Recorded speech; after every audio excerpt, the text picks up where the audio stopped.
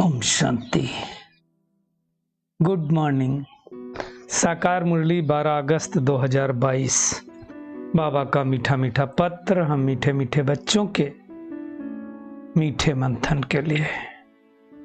मंथन शुरू करने से पहले प्यार के सागर शिव बाबा की प्रेम भरी किरणों के नीचे बैठ जाते हैं और अनुभव करते हैं, मैं प्रेम स्वरूप आत्मा हूं, प्यार के सागर की संतान हूं। बाबा की प्यार भरी किरणें मेरे ऊपर बरस रही हैं। आज मीठे बाबा ने कहा, मीठे बच्चे, बाप का फरमान है। क्या फरमान है? देही अभिमानी बनो।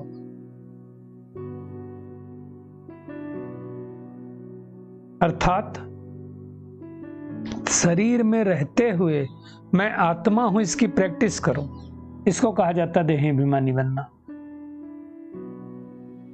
बाबा कहते हैं पवित्र बनकर सबको पवित्र बनाओ। निश्चय बुद्धिवन बाप से पूरा वर्षा लो।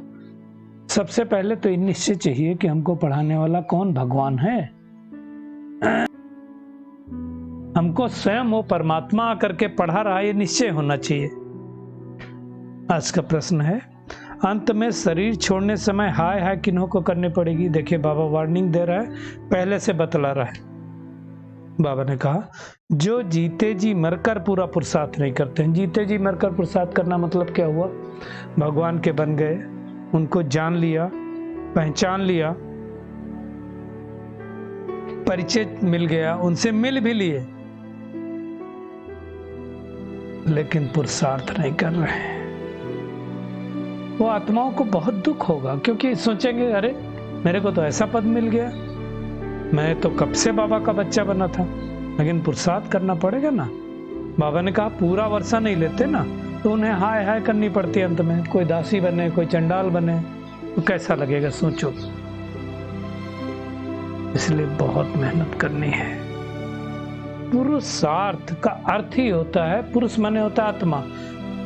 अर्थ, आत्मा के अर्थ जो कार्य करना है वो हमें करना है। आत्म कल्याण के लिए जो काम करना है वो करना है। दूसरा प्रश्न है, इस समय अनेक प्रकार के लड़ाई व पार्टीशन आदि क्यों? कितने पार्टीशन हो गए? भारत देश कितना बड़ा था, बांग्लादेश, पाकिस्तान, अफगानिस्तान सब इसमें ही थे ना। तो बाबा कहते हैं क्योंकि सब अपने असली पिता यानी निराकार परमात्मा को भूल आर्फन बन गए, अनाथ बन गए, निधन के बन गए। जिस मात पिता से सुख घनेरे मिले थे उसे भूलकर उसको ही सर्वव्यापी कह दिया, कण कण में उसको डाल दिया। अब वो सर्वव्यापी हो गया, अनाथ हो गए, तो आपस में लड़ते झगड़ते रहते। इसलिए अनेक प्रकार के लड़ाई और झगड़े। सबको अगर ये निश्चय हो जाए कि मैं आत्मा एक परम पिता परमात्मा की संतान हूं, तो झगड़ा कभी करेंगे ही नहीं, मन खराब होएगा ही नहीं। आज का गीत है ओम नमो शिवाय। किसने कहा ओम शांति? आत्मा ने भी कहा अपनी कर्मेंद्रियों द्वारा, तो परम पिता परमात्मा भी कहता है। आत्मा ही अविनाशी है ना, शरीर तो विनाश होता रहता है। दुनिया में कहते हैं आत्मा अजर अमर अविनाशी, परंतु समझते नहीं है। आत्मा ही एक शरीर छोड़कर दूसरा लेते है, और आत्मा ही सबसे ज्यादा जन्म 84 मिनिमम एक जन्म लेते है, दूसरा कोई नहीं ले सकता है।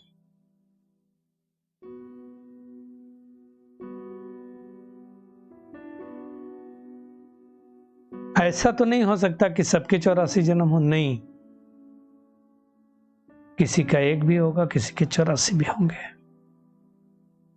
ओम नमः शिवाय मतलब मैं आत्माओं शिव परमात्मा को नमन करती हूँ, क्योंकि ऊंचे ते ऊंचा वो शिव परमात्मा है। वो निराकारी दुनिया का रहने वाला है, जहां सब आत्माएं रहती हैं। उनसे नीचे सूक्ष्मतनवासी, ऊंचे ते ऊंचे भगवान की महिमा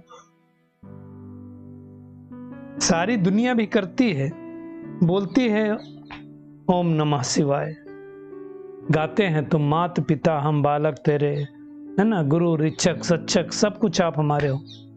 और फिर क्या कहते हैं, ब्रह्मा देवताय नमः, विष्णु देवताय नमः, शंकर देवताय नमः। मतलब वो देवता, वो परमात्मा, वो रचना, वो रचयिता। इस समझने की बात है ना। इसी सृष्टि में पतित और पावन का खेल चलता है। सतयुग में सब पावन, कलयुग में सब पतित। आज से 5000 वर्ष पूर्व देवी देवता थे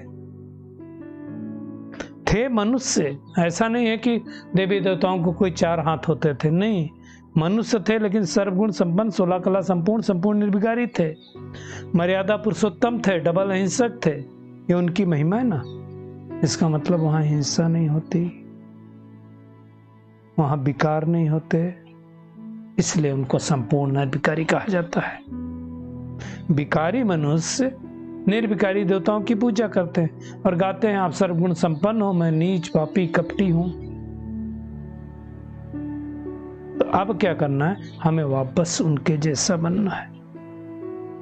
जानते सब हैं कि देवताएं ऊंच थे, कैसे बने ये नहीं जानते हैं।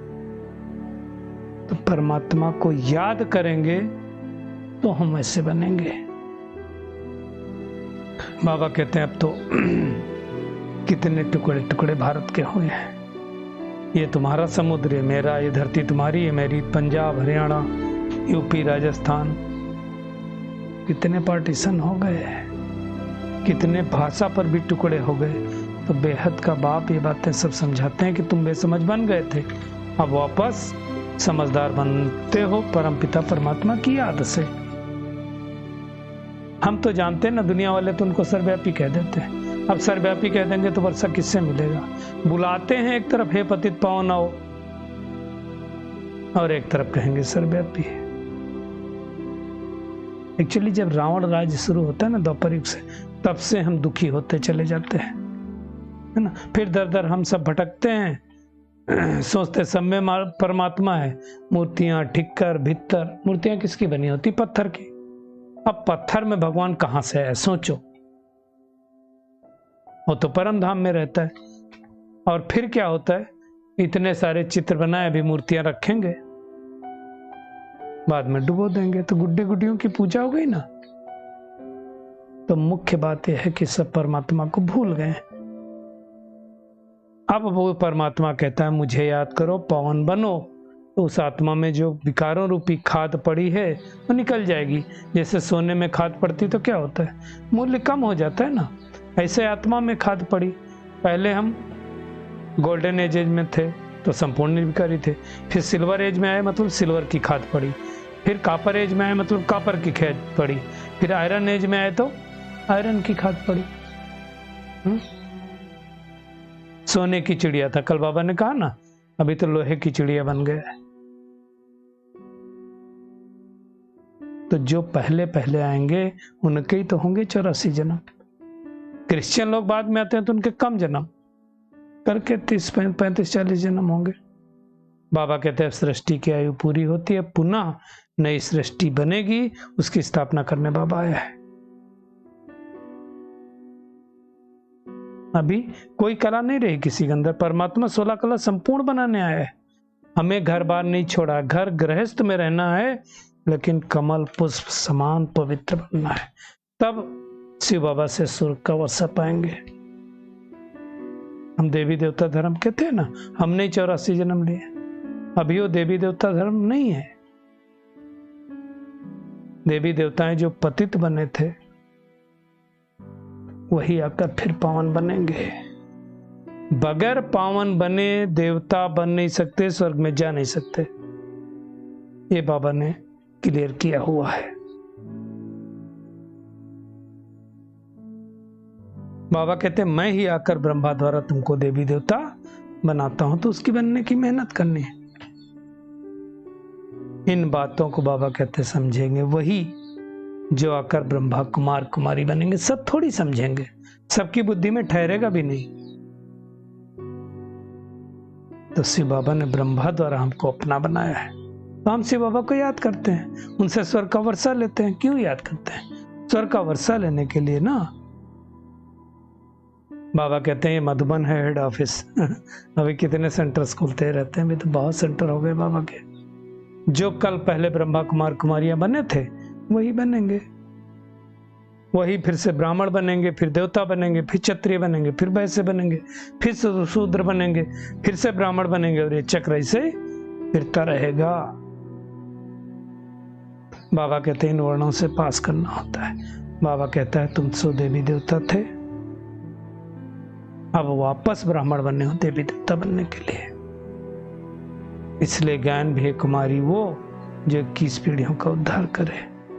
सब ब्रह्मा कुमार कुमारी हैं। हर एक आत्मा को 21 पीढ़ी के लिए सदा हम सुख का रास्ता बताते हैं। बाबा कहते चलो अपने सुख धाम, अभी ये दुख धाम है, वापस सुख धाम जाना है। और सुख धाम जाने के लिए क्या करना है? बाबा को याद करना है। तो बाबा साफ साफ कहते हैं पवित्र बनो और वहां में कम याद करो, कोई देहधारी को याद नहीं करो। बस पहली लाइन हमेशा बाबा की होती मुझे याद करो, और दूसरी लाइन होती किसी देहधारी को नहीं याद करो। क्योंकि किसी देहधारी को याद करेंगे तो बुद्धि उसमें जाएगी ना। दुनिया में भी कहते हैं दुख में भगवान को याद किया जाता है। दुख में सिमरन सब करें, सुख में करें न कोई, और सुख में सुमिरन करें तो दुख का है को। इसलिए कहते हैं भगवान अंधों की लाठी है। अब हमें भी सबकी अंधों की लाठी बनना है। नहीं तो दुनिया वाले लक्ष्मी नारायण के आगे जाके कहते तुम माता पिता हम बालक तेरे। अब वो माता पिता तुम्हारे कैसे हुए? उनके तो अपने बच्चे होंगे। राधे कृष्ण जब की सगाई होती है, स्वयंवर पर बैठते हैं, राजधानी चालू होती, फिर उनके बच्चे होते ना, तो वो माता पिता नहीं। माता पिता कौन है? शिव बाबा, जो ब्रह्मा तन से आकर के ज्ञान देते हैं। तो बाबा कहते हैं ये वही महाभारत महाभारी लड़ाई। जाना तो सबको है, शरीर तो सबको छोड़ना है। अब क्या है, अगर बाबा को याद करेंगे, रावण पर जीत पहनेंगे, तो फिर विश्व की बादशाही पाएंगे। थोड़े बचेंगे। अविनाशी खंड भारत है, भारत ही बचेगा, बाकी सब खंड समाप्त हो जाएंगे। बाबा सबको वापिस ले जाएंगे। तो मुख्य बात है बाबा को और वर्षे को हमें याद करते रहना है। बाबा ने कहा स्वर्ग की स्थापना हो जाएगी, बाकी नरक के मनुष्य मात्र तो सब खत्म हो जाएंगे। कुंभकर्ण की असली नींद से आखिरी में जागेंगे तो हाय है करेंगे। अभी बाबा कहते तुम्हें सारी सृष्टि के नॉलेज है,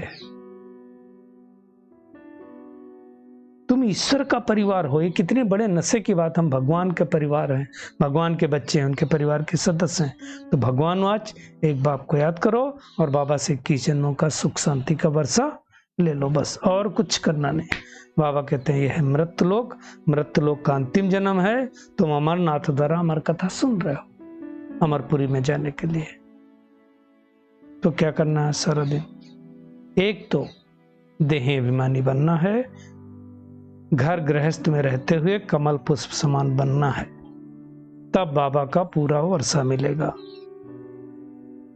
है ना। हर एक आत्मा को 21 पीढ़ी सुखी बनाने का रास्ता बतलाते जाना है। ज्ञान चिता पर बैठ करके शुद्ध से ब्राह्मण और ब्राह्मण से फिर देवता बनना है। आज का बाबा का वरदान है मास्टर स्नेह के सागर बन, घृणा भाव को समाप्त करने वाले नॉलेजफुल भव। नॉलेजफुल अर्थात ज्ञानी तो आत्मा, बच्चे हर एक के प्रति मास्टर स्नेह के सागर होते हैं। उनके पास स्नेह के बिना और कुछ है ही नहीं। जो नॉलेजफुल होंगे, ज्ञानी तो आत्मा होंगे हर एक आत्मा के प्रति। आजकल बाबा कहते हैं संपत्ति से भी ज्यादा स्नेह की आवश्यकता। हर एक आत्मा स्नेह की प्यासी है। तो मास्टर स्नेह के सागर बन, अपकारी पर भी उपकार करो। जैसे बाप सभी बच्चों के प्रति रहम और कल्याण की भावना रखते हैं, बाबा की भावना सबके प्रति रहती ना, रहम और कल्याण की। ऐसे बाबा ने कहा बाप समान क्षमा के सागर, और रहम दिल बच्चों में भी किसी के प्रति घृणा भाव आ नहीं सकता है। चेक करें, हमें घृणा भाव तो नहीं आता किसी के प्रति। स्लोगन है हदों को समाप्त कर बेहद की दृष्टि और वृत्ति को अपनाना ही यूनिटी का आधार है। चलिए परमात्म किरणों के नीचे बैठ जाते हैं और अनुभव करते हैं। मैं मास्टर स्नेह की सागर आत्मा हूं, नॉलेजफुल बन करके बाप समान क्षमा का सागर बनने वाली आत्मा हूं। बाबा से 21 पीढ़ी का वर्षा लेने के लिए घर गृहस्थ में रहते हुए कमल पुष्प समान रहने वाली आत्मा हूँ। घड़ी घड़ी देही विमाने बनने की प्रैक्टिस करने वाली आत्मा हूँ। शुक्रिया मीठे प्यारे बाप दादा, शुक्रिया आप सभी का इस मीठे मंथन के लिए। ओम शांति।